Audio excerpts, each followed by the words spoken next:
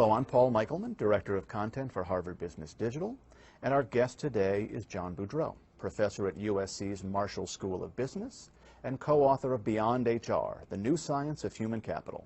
John, thanks for joining the program. It's a pleasure, Paul. So, John, in your work, you emphasize the need to improve the quantity and/or the quality of talent where it makes the most difference in an organization. So implied here, it seems, is a two-step process. First, you need to determine where talent has the biggest impact. And second, you need to figure out how to improve the quantity or the quality of that talent. So first things first, how do we determine where changes in talent practices in the organization would potentially have the biggest effect? Well, that's a big question.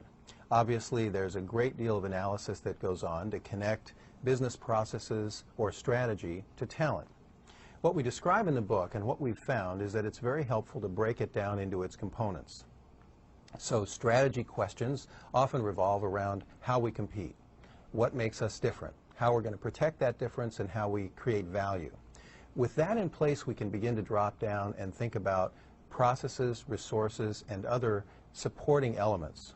So we can ask things like, if this process is critical, where's the bottleneck in that process? What's pivotal in that process? If we have a resource, we can ask ourselves, is it about getting more, or is it about protecting the resources we have, or is it about making them more valuable?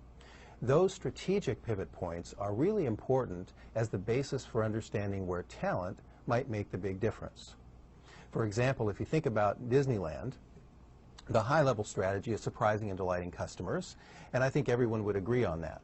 But at that level, we can't really say where the pivot points are in talent or strategy. Turns out Disney does a lot of things well.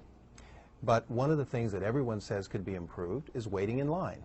It's a bottleneck. It's a place where there's a great pivot point for Disney. So the talent that might be most pivotal at Disney might be the talent or the organization